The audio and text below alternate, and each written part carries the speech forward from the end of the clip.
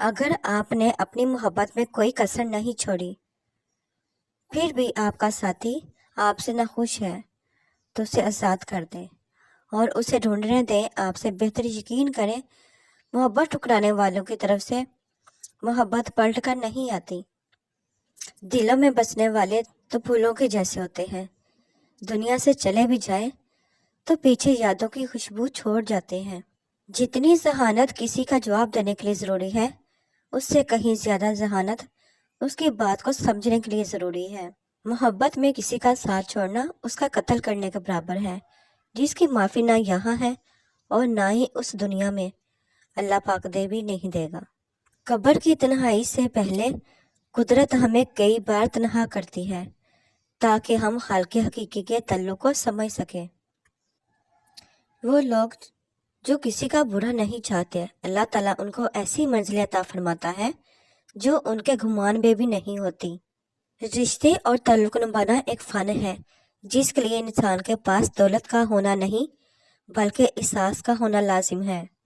فاصلے کبھی رشتے الگ نہیں کر سکتے اور نزدیکیاں کبھی رشتے بنا نہیں سکتی۔ چیخ و پکار انسان کے وقار میں کمی کا باعث بنتی ہیں۔ لوگوں کو اپنی خاموشی سے خوف زدہ کرنا سیکھو۔ کتابوں کی اہمیت اپنی جگہ، سبق اصل میں وہی یاد رہتا ہے جو وقت اور لوگ سکھاتے ہیں۔ کسی کی بدتمیزی سے مت گھبرائیں، وہ بس اپنا تعارف کراتے ہیں۔ سمجھداری اسی میں ہے کہ آپ انہیں پہچان کے آگے چل دیں۔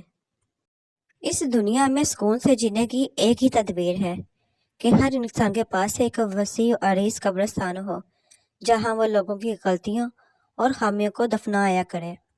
عورت کی قسمت کا انحصار اس کی تعلیم اور یا خوبصورتی پر نہیں بلکہ اس کی زندگی میں آنے والے مرد پر ہوتا ہے۔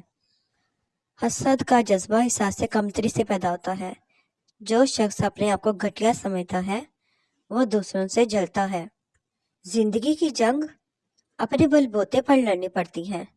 لوگ صرف مشورہ دیتے ہیں، ساتھ نہیں۔ منزلیں کبھی کسی کے گھر جا کر حاضری نہیں دیتی، راستوں پر چلنے سے ہی راستے نکلتے ہیں۔